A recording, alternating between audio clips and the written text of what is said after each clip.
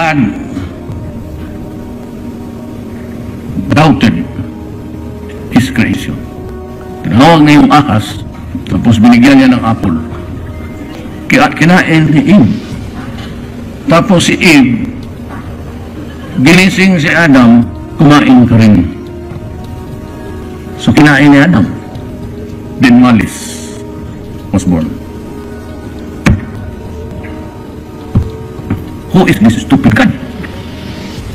Stupid talaga ito. Tsak-tsak pa lang mo ng nanay pati tatay mo, hindi mo na ka makasali. Tapos ngayon may original sin ka. Kami ng klase. Klaseng reliyon yan. Pero hindi ko matanggap. Very stupid proposition. Not everything in the Bible is true. Sino nagpa-bless yung Bible na yun? May printing press sila, no? And even itong Last Supper, who are the idiots there?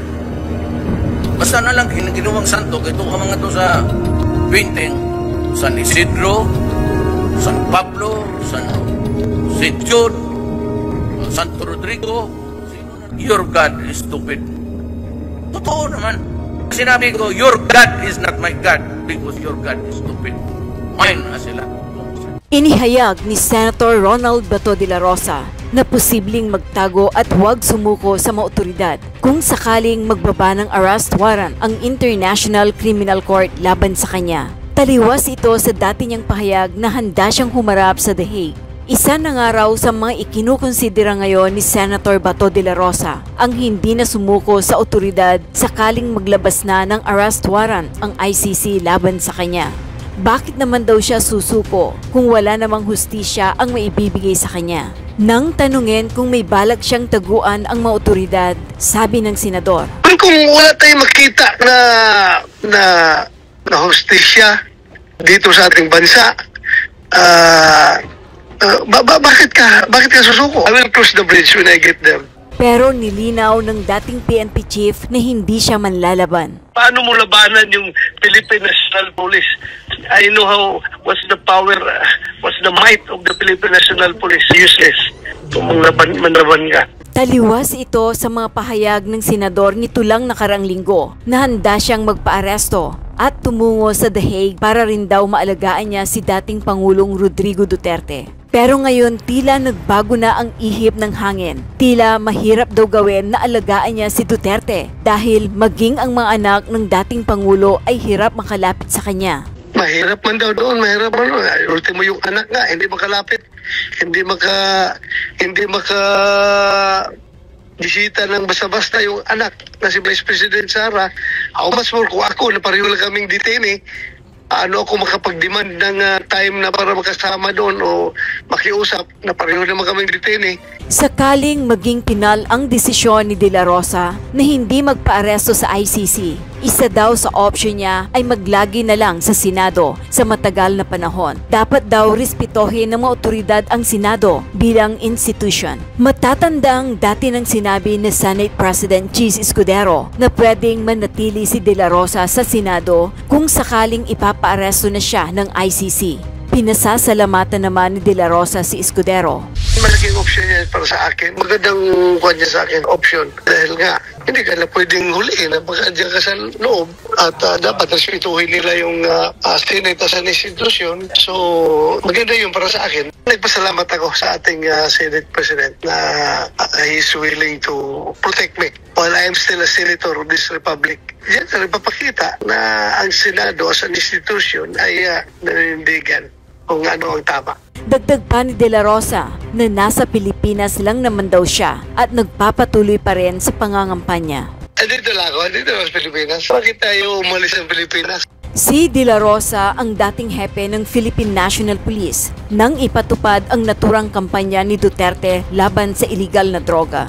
Inakusahan si Duterte ng crimes against humanity sa ICC dahil sa dami ng manamatay sa kanyang kampanya na war against drugs. Nauna nang inaresto si Duterte ng Interpol nitong March 11 sa bisa ng isang ICC arrest warrant dahil sa kasong crimes against humanity. Good morning, Yusek. Yes, good morning. Ma'am, sabi po ni Senator Bato de la Rosa, kinukonsidera niya na magtago imbes na sumuko sakaling maglabas na ng warrant of arrest ang ICC laban sa kanya. Ano pong masasabi ng Malacanang dito? Nakakapagtaka lamang po na siya ay dati pang PNP chief.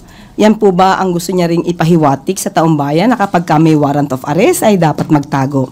Hindi po talaga tayo magtataka kung bakit natagalan na sumuko or nahuli ang dating si Pastor Kibuloy. Well, anyway, sabi po natin, hindi natin sinasang-ayunan ang ganong klase pong paniniwala at kanyang nais gawin.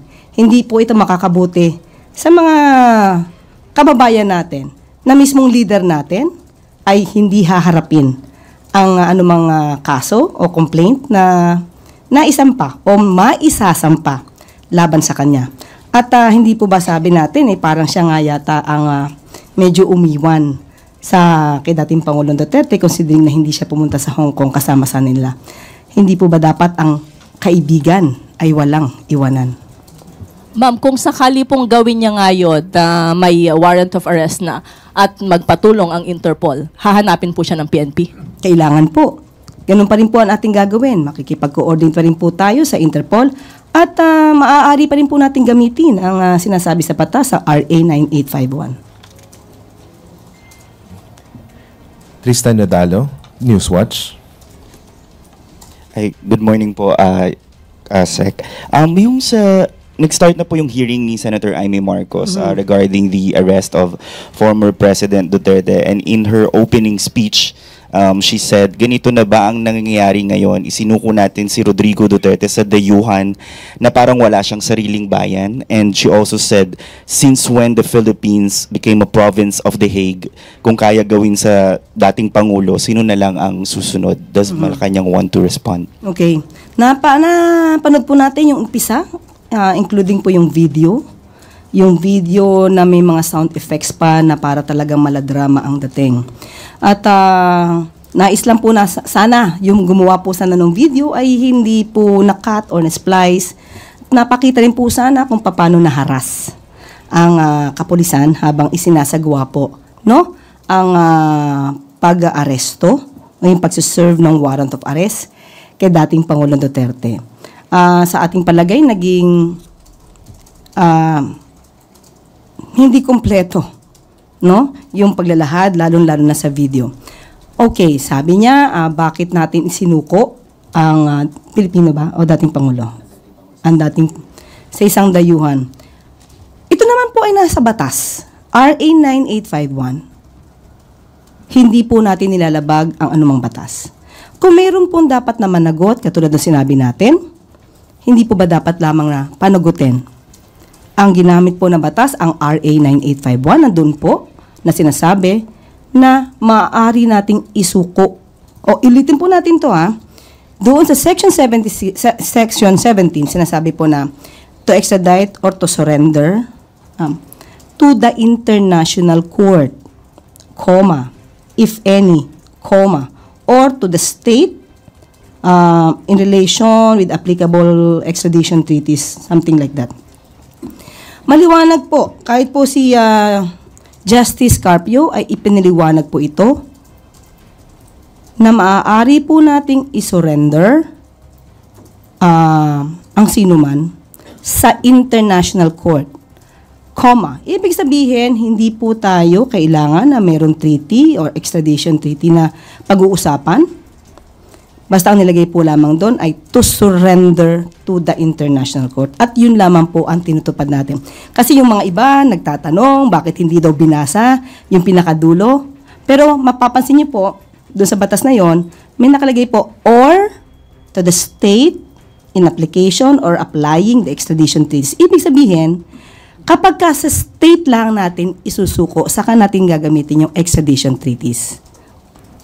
Pero kapag to the International Court, may comma So walang condition doon. So we have to stick kung ano sinasabi ng batas.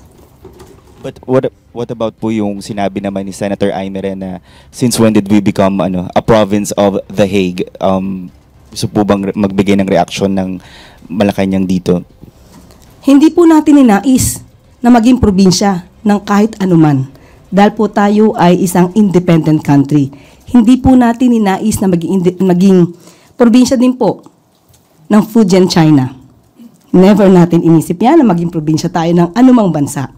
Nagpapatupad lamang po tayo ng batas at kung yun po ang sinasabi po ni Senator Amy, siguro yan lamang po ang paniniwala natin dahil kahit po sa panahon ngayon ni Pangulong Marcos, hindi natin sinusuko ang anumang karapatan natin sa West Philippine Sea. Siguro doon naman po makikita natin na hindi po tayo, hindi natin ibibigay ang anumang karapatan natin kahit kanino man. Maricel Halili, TV5. Just a quick follow-up. I wonder if you have talked to the president about the hearing. How does he feel that his sister leads the hearing about the legality of the arrest of former president? Napag-usapan po yan at kung ano man daw po ang gagawin na paghihiring sa Senado, hindi naman po natin tututulan dahil para ipakita sa taong bayan na tayo po ay sumusunod lamang sa batas. Kapag ka po kasi nagtatago, ayaw makipag-usap, lahat ng mga officers niya ay sasabihin walang alam, mas lalo tayong magpapakita na na may tinatago tayo. So yung mga dating nagagawa noon, panahon, na hindi pinapapunta ang mga cabinet members pag pinapatawag sa Senado, hindi po yan gagawin ng Pangulo. Para lamang po tayo sa katotohanan at maipakita kung ano ba ang ginawa natin nang naaayon sa batas. But isn't this in a way awkward or slap on the administration considering that, well, Senator Amy is also an admin candidate? Hindi po ito sampal sa pamahalaan. Baka po it's the other way around. Rachel Bayan, Radyo Pilipinas. Good morning, Yusek. Ma'am, latest data from COMELEC shows an improvement in the election security sa bansa. Bumaba po yung bilang ng mga areas sa Pilipinas na nahaharap sa election-related threats. What does this say about the government's effort po when it comes to peace and security, especially with the upcoming election? Tayo po ay, yan din po ang ninanais ng administrasyon. Makipagtulungan tayo sa lahat ng ahensya. At para po magkaroon po tayo, especially sa election, at maging credible po ang mangyayaring election sa susunod na May 2025. By next week, magsisimula na rin po yung campaign for the local post. Maybe you have a call to the local candidates. Ano po? Sorry, hindi ko pa nadinig yung dulo. By next week po, magsisimula na po yung campaign for the local post. Maybe what's the Malacanang call po for the local candidates?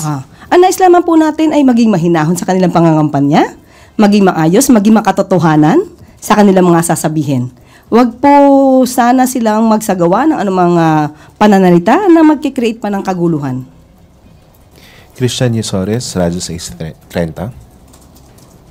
Hi ma'am, may update na po kung nakausap na po ni Pangulo si Solgen Menardo Guevara at ano po yung kanyang naging reaction doon sa pag-recuse ni Solgen sa Supreme Court? Opo, nagkausap po sila at nakausap ko rin po ang Pangulo patungkol dyan at sinasabi niya po na hindi naman po nawawala ang kanyang tiwala kay Solgen Menardo Guevara. Thank you po. Ann Soberano, Bombo Radyo. Yusek, good morning. Reaction lang po from the palace regarding sa recent survey na nagsasabi po na 51% ng mga Pinoy pabor po na panagutin si ex-PRRD sa pagpatay po na may kaugnayan sa war on drugs. Masaya rin po tayo na majority po ng taong bayan ay naniniwala sa naging action po ng pamahalaan patungkol po sa issue na yan. May mga nakita po rin tayo na yung iba ay undecided, yung iba ay hindi well-informed of the situation. So, sa ngayon po, lalo po natin paigtingin ang ating pagtatrabaho para po masawata ang fake news dahil malamang po yung iba po na hindi pa po naniniwala sa ginawa ng pamahalaan ay dahil naniniwala sila doon sa fake news na kumakalat. So, masaya po tayo na suportado po ng taong bayan ang ginawa ng pamahalaan. Ma'am, on the other topic, reaction lang din from the palace. Kahapon kasi naglabas ng statement si House Secretary General Reginald Velasco na may mga seasoned private lawyers po, mga volunteer lawyers po ang tutulong sa House Prosecution Panel para sa impeachment trial ni Vice President Sara? Actually, sabi po natin, wala po tayong responsibilidad kung ano ang mangyayari sa hearing, sa impeachment trial.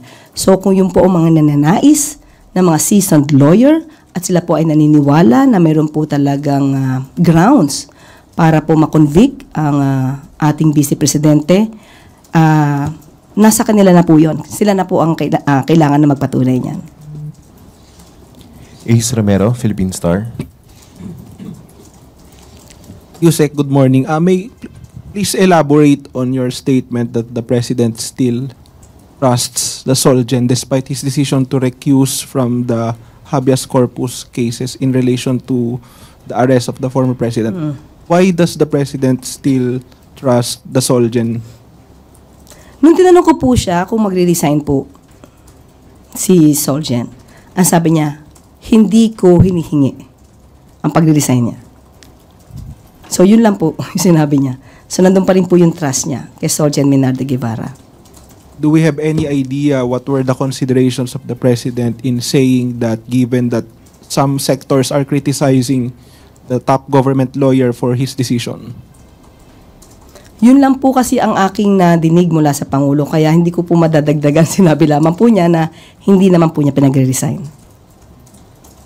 Yusek, medyo release lang ako ng konti concerning fake news. During your press con 2 days ago, if I'm not mistaken, you made an assessment na tumitindi yung pagkalat ng fake news after the warrant of arrest na na-serve kay dating Pangulong Duterte.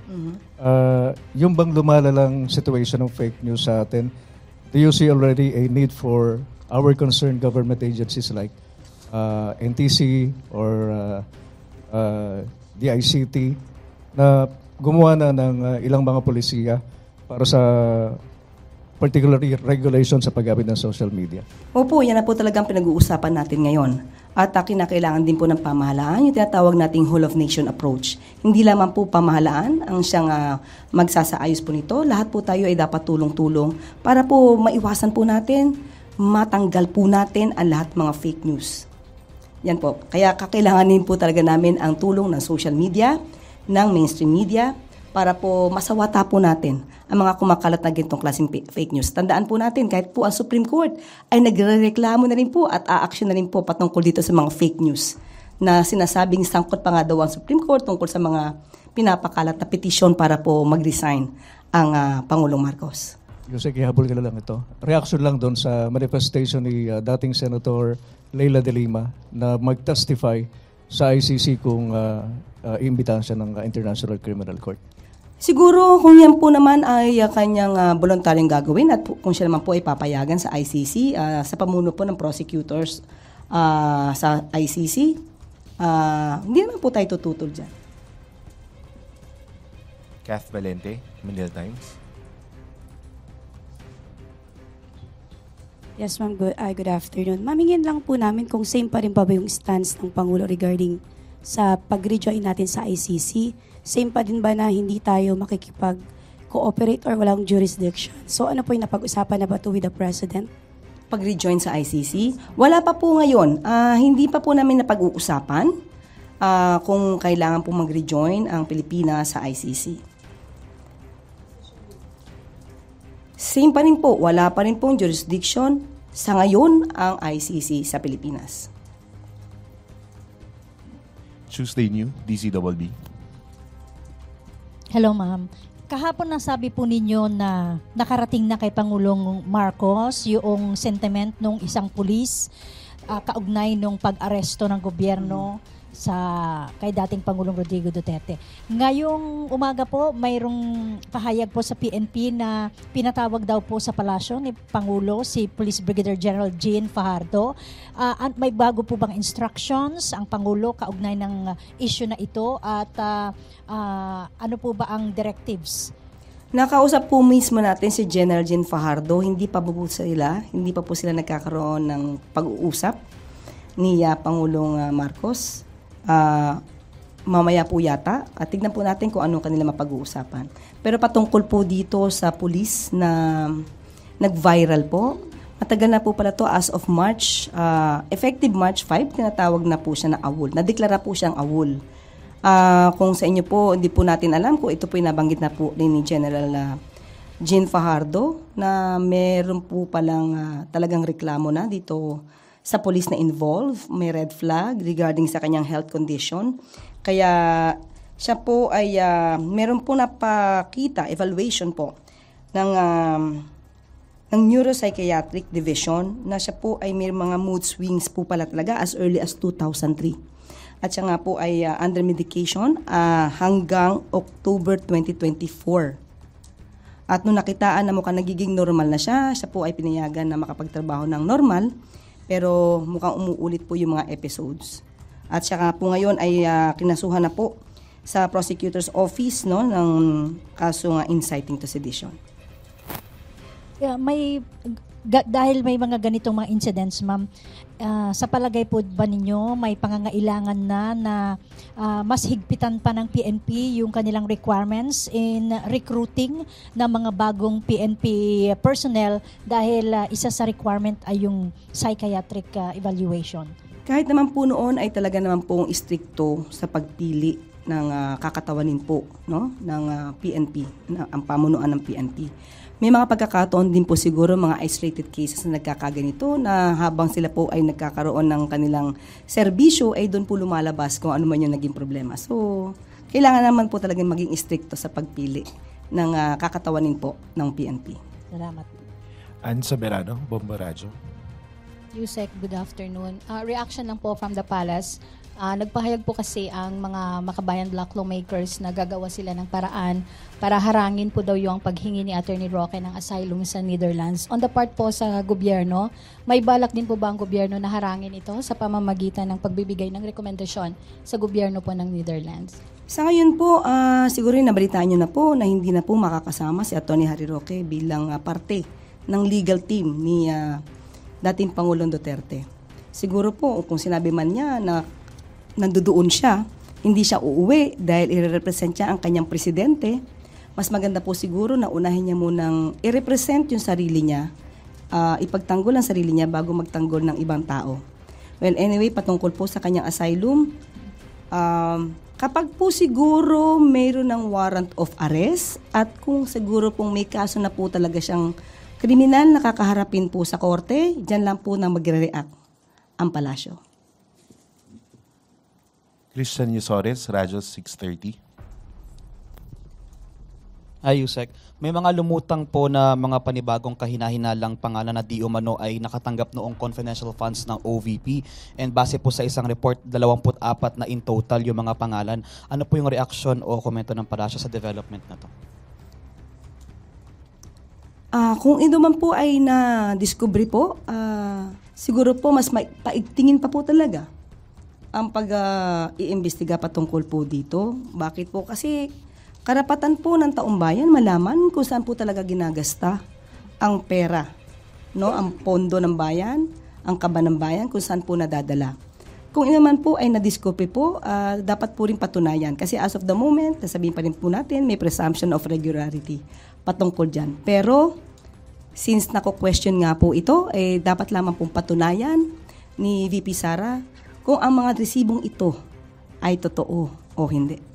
May efforts po bang gagawin din ang gobyerno para mapauwi po si VP Sara dito sa Pilipinas bilang may mga ganito nga pong complaints na kinakaharap siya and nasa Netherlands po siya ngayon? Tingin ko dapat po isipin po niya na kailangan din po siya ng Pilipinas bilang vice presidente. Siya po dapat ay nagtatrabaho hindi lang para sa kanyang ama, although na acceptable po at maiintindihan po natin sa ngayon ang kanyang nararamdaman. Pero tandaan niyo po niya, sinasabi niya po, milyon na Pilipino ang bumoto sa kanya at kailangan din po niyang pagsilbihan ito. Thank you po. Maricar Sargan, Brigada FM.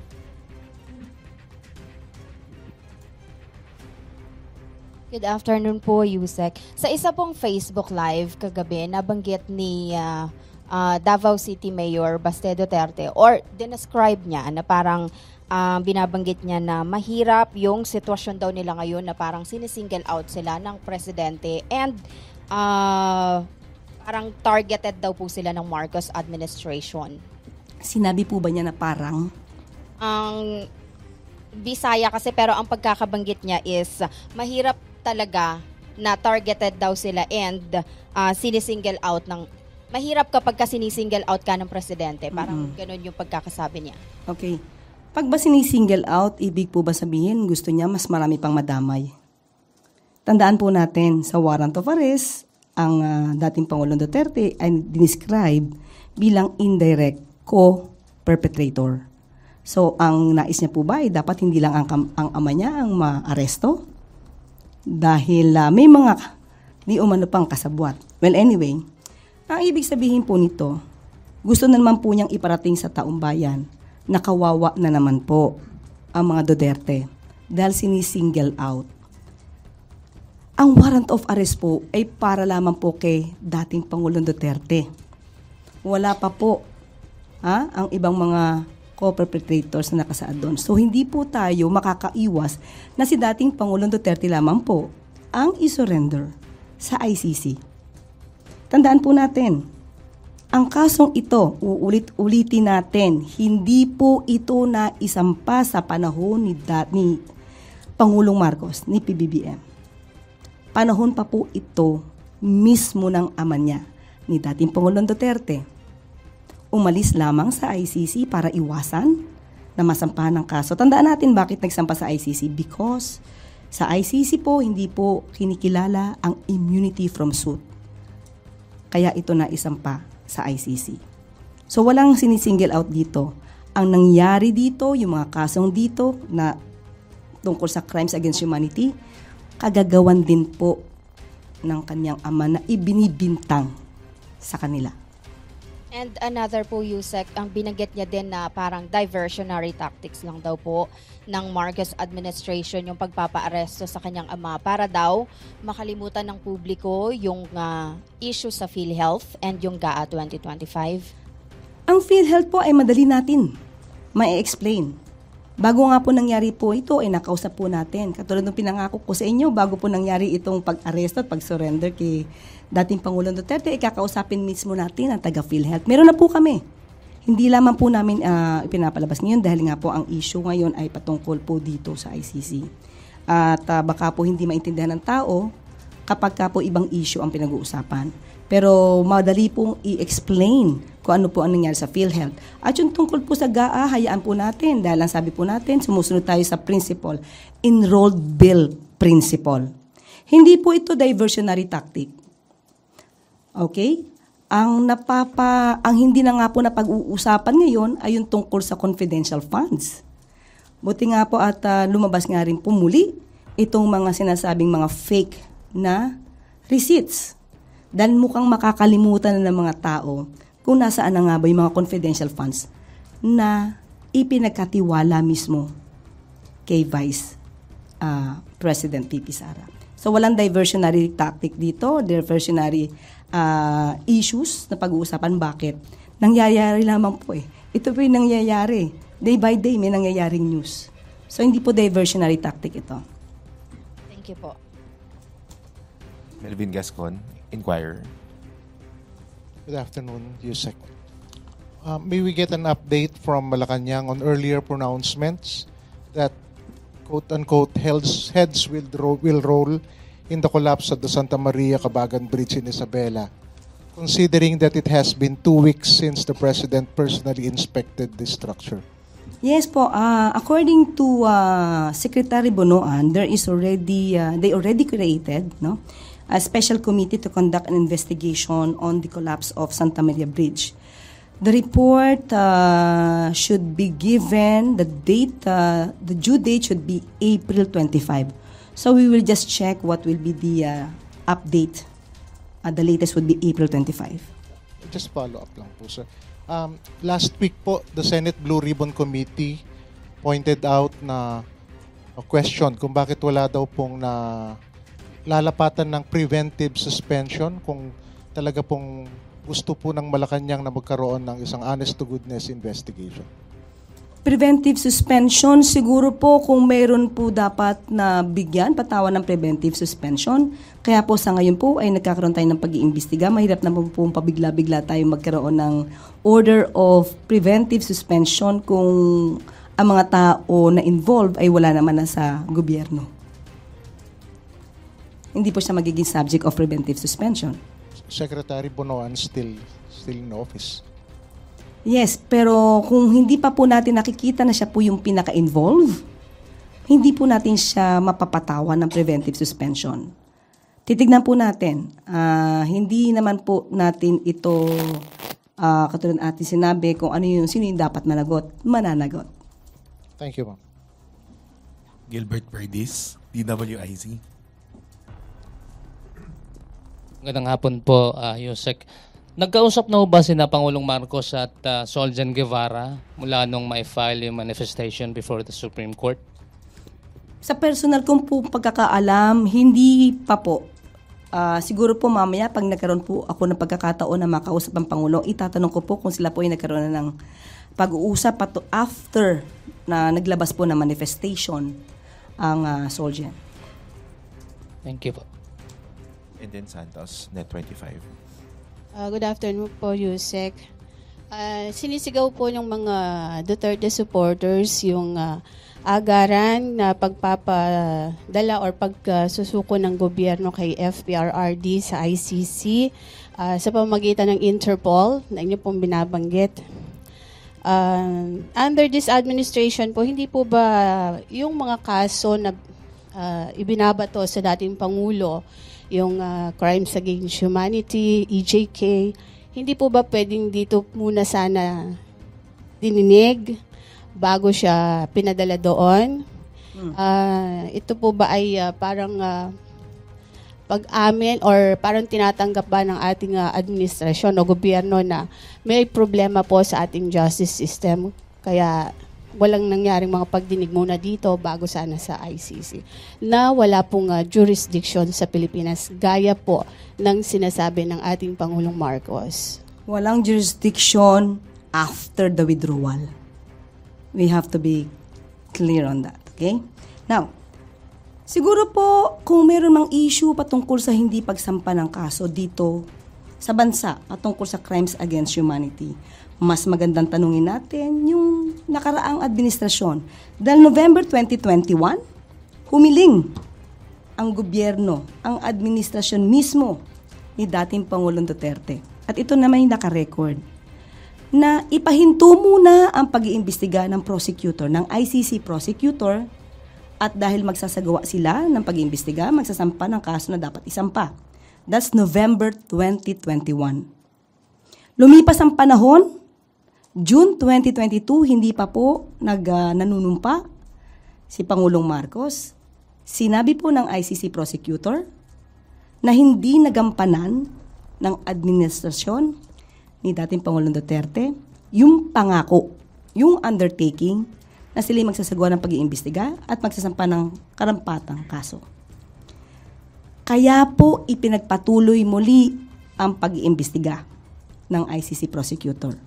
Kung meron po sigurong dapat sisihin kung bakit nagpatuloy ang ICC, yun na rin po ay ang dating administrasyon dahil hindi sila agad kumilos patungkol dito sa mga kasong ito na nirereklamo patungkol sa madugong war on drugs. Opo, yan nga po yung parang pinupunto ko po. Kung hindi po na isagawa nung panahon nga po ni dating Pangulong Duterte, andito na po yung bago nating administrasyon through President Ferdinand Marcos Jr. Nung nag-request po ang ICC sa ating pamahalaan, hindi po ba iyon ikinonsidera ng administrasyon na magsagawa rin po na muna ng sariling investigasyon bago nga po yung nangyaring pagsuko kay FPRRD sa ICC through Interpol na sinasabi po ninyo? Muli, ibabalik po natin, hindi po ba dapat sila nga muna ang nagsimula? Para kung meron pong dapat na ipagpatuloy ang Administrasyong Marcos patungkol sa pag-iimbestigang yan, ay dapat na simulan na po. So, wag natin ipahid ang kasalanang ito sa administrasyon ni Pangulong Marcos. Last na lang po. So, wala pong kapangyarihan ng administrasyong ito para mag-utos din po, mag-utos ng pag-iimbestiga ulit doon sa mga kaso ng EJK at doon sa mga biktima ng war on drugs. Kaya po nasimulan ang paghihiring sa Quadcom. At doon natin nalaman at doon na ibulaslas kung ano ba ang nangyari sa panahon ni dating Pangulong Duterte. Nagbigay naman ng opinyon si Attorney Enzo Recto. Ay, si Bato de la Rosa na naman ngayon ang laman ng mga usapan. Ha? Dati, di ba, naalala nyo, sabi ni Bato, wala naman daw problema sa kanya yan, ICC na yan. Handa daw siyang harapin yan, hindi daw siya takot dyan. Sabi ni Bato, ha? Kung talagang may warrant of arrest na daw siya, wala namang problema yan, buti nga daw yan. Ha? Pagka na-aresto daw siya, o maaalagaan niya na si Duterte doon sa ICC, magkakasama sila. O, sa karangalan niya pa nga daw yan, kasi at least may kasama doon si Duterte, maaalagaan niya daw ito. Ha? Ngayon naman, iba na naman ang tono ni Bato. Bakit sinasabi nating pag-traidor ito? Una, sa Hong Kong. Ngayon, ikalawang pag-traidor na ba ito ni Bato kay Duterte dahil sa ICC? Ano yung pag-traidor niya sa Hong Kong? Inamin mismo ni Bato na dapat alas 3 ng umaga noon, babiyahe sila pamunta ng Hong Kong. Yung grupo nila ni Duterte. Kaya lang, may nakarating daw sa kanyang tip. May nagbigay sa kanya ng information na, ano daw, sabi ni Bato, may tip sa kanya, may information na lumabas na ang arrest warrant nila ni Duterte.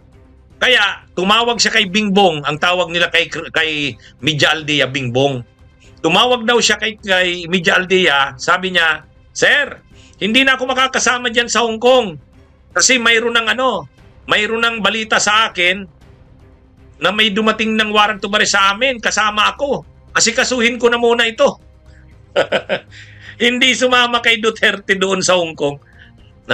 Una sa Hong Kong. Ngayon, ikalawang pag-traidor na ba ito ni Bato kay Duterte dahil sa ICC?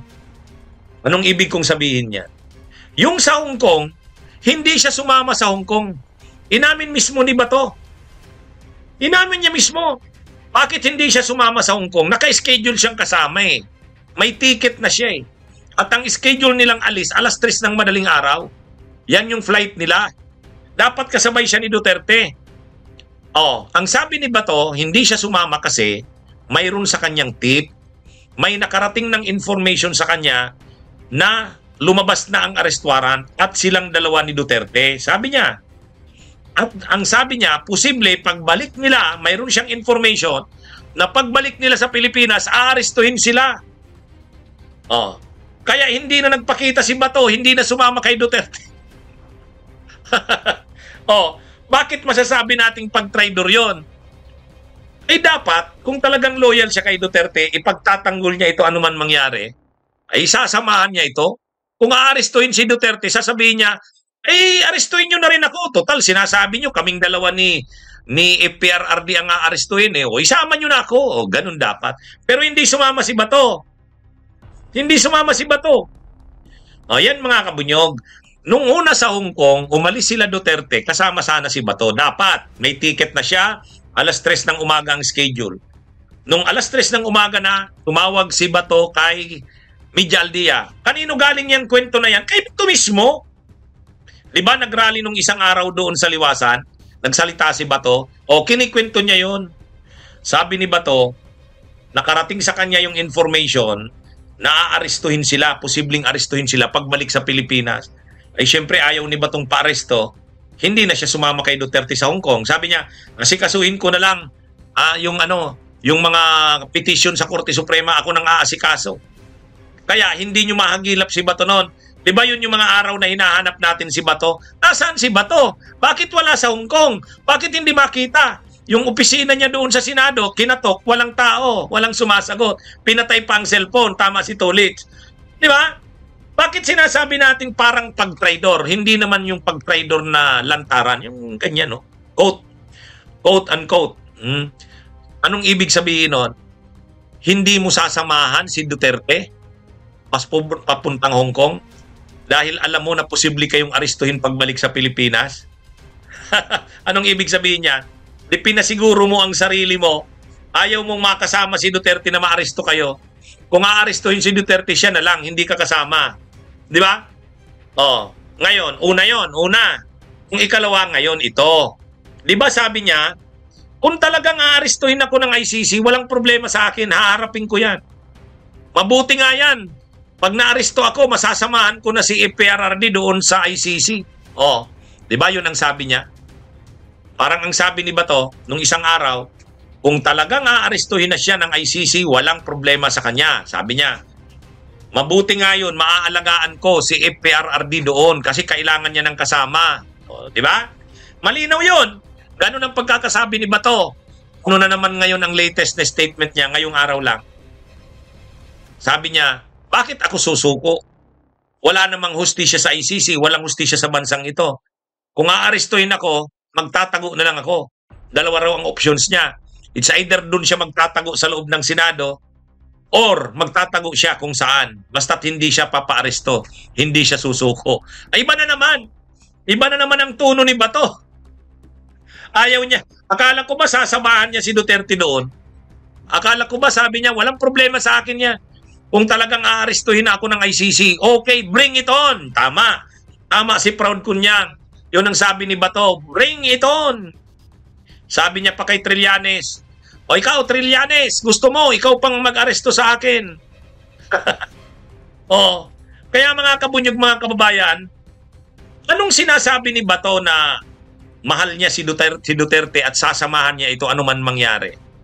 O ngayon, kung sasamahan niya doon, alam niyo, maganda rin sanang maaresto siya. Bakit? May kasama nga si Duterte doon sa ICC.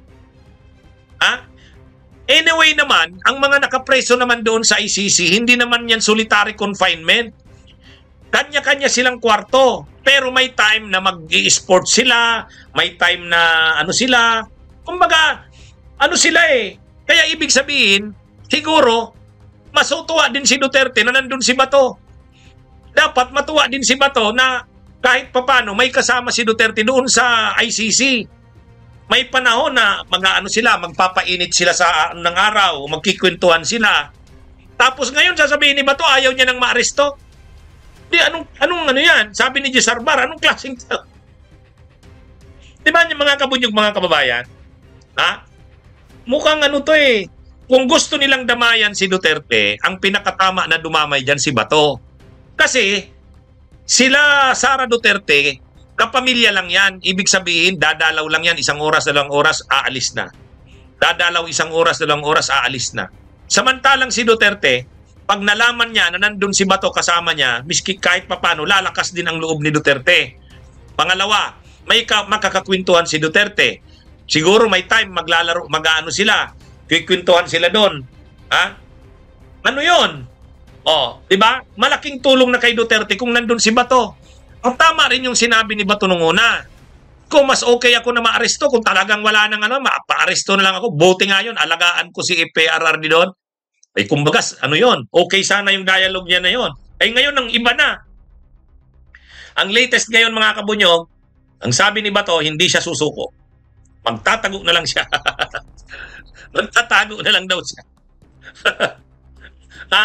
Ano ba Bato? Litong-lito na kami sa iyo Bato, litong-lito na kami sa'yo. Nung isang gabi, may vlog na ako tungkol kay Bato. Lito na si Bato. Ay, mga kabunyog, mga kababayan. Sa totoo lang, actually tama ka, Malen. Malen, tama ka. Sabi ni Malen, mas mabuti pa nga ang kulungan sa Hague kaysa kay Gibbs. Oo! Di ba sinabi ko yan noon pa? Ha? Ang kulungan sa The Hague ng ICC ay parang hotel. O, di ba? Kinumpirma naman ni Duterte. Kwininto ni Sara Duterte, sabi daw ng kanyang ama, okay naman ako. Ang kulungan ko parang hotel eh. Ang pagkakaiba lang, hindi ka makalabas. O, si Kibuloy sa isang kulungan, kasama niya 14 yata yun. 14 yata yun. Ha? O, yan mga kabunyog. Kaya itong nangyayari ngayon kay Bato, ano na ito? Nalilito na si Bato, hindi na maintindihan anong gagawin. Nung isang araw, paiyak-iyak sila ni Bongo doon sa stage. Sabi niya, hindi, nagigilty ako. Ganitong speak si Bato. Nagigilty ako. Nung umalis yung eroplano, alam kong sakay na noon si FPRRD. Wala man lang akong nagawa, wala man lang tayong nagawa. Yun, sabi niya. Sasabihan ko sana yung piloto, kung mayroon lang akong kontak, hinahanap ko daw yung mga kontak ng nakakakilala dun sa piloto, pabalikin mo ang eroplano, pabalikin mo. Di ba? Ganun yung sabi ni Bato, madrama nung isang gabi doon sa speech sa saan yan? Doon sa Liwasan. Sabi niya, nalulungkot ako, wala akong nagawa. Nalulungkot tayo, wala tayong nagawa nang kinuha si FPRRD, dinala doon sa ICC. Pero sabi ni Bato, pero kung talagang kailangang aristuhin na nila ako para makasama ako ni FPRRD doon, okay yun, para maalagaan ko rin siya. Eh ngayon, anong nangyari kay Bato? Hindi na daw siya susuko. Hindi na raw siya susuko. Bakit daw siya susuko? Ha? Bakit daw siya susuko? Magtatago na lang daw siya sa loob ng Senado. Katulad ng sinabi daw ni Senate President Jesus Escudero, kapag nandun siya sa loob ng Senado, hindi siya papayagang ipa-aresto kasi dapat irespeto ang Senado as an institution. Pero sabi ni Bato, ang isa pang opsyon, hindi sa loob ng Senado, magtatago siya kung saan. Basta daw ang importante, hindi siya aalis sa Pilipinas. Wow, maniwala sa iyo ba to? Maniwala sa iyo. Hindi ka titigilan, hindi ka tatantanan ni Nicolas Torre. Ha? Hindi ka tatantanan ni Nicolas Torre. Kahit saan ka magtago sa Pilipinas, hahanapin ka ni Nicolas Torre.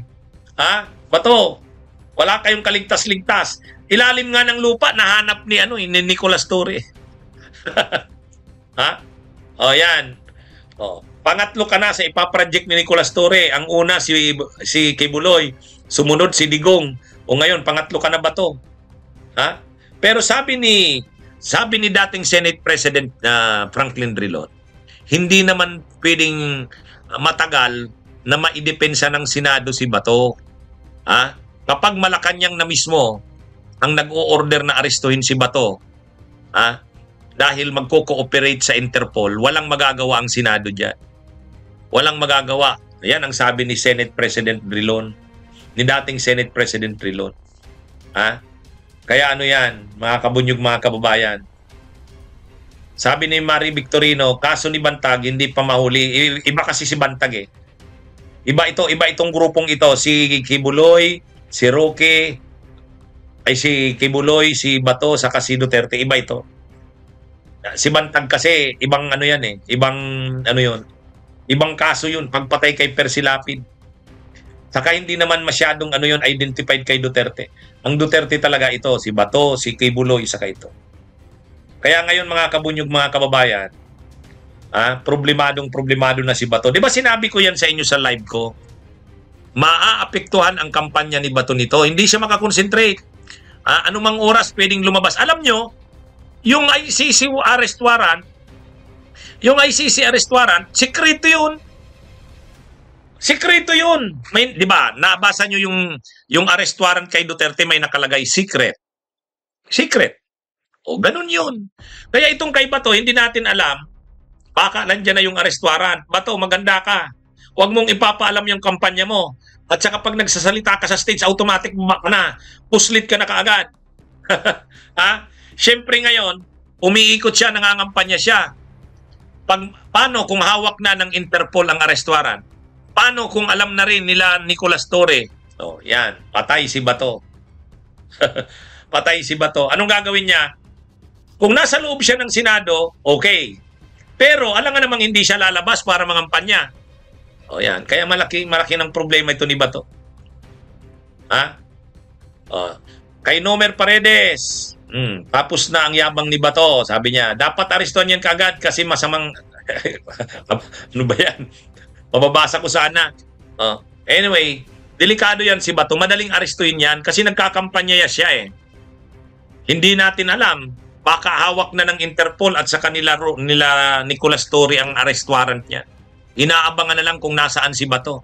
Madali namang malaman kung nasaan si Bato kasi yung mga schedule ng rallies niya. Nag-iikot siya eh, nag-rally siya. Ngayon, kung hindi na siya mag-rally, hindi na siya mag-iikot, mga ngampanya, doon lang siya sa Senado, ay matatalo siya. Matatalo siya. Mag-subscribe at i-click ang notification bell para sa mga susunod na video updates. Maraming salamat po.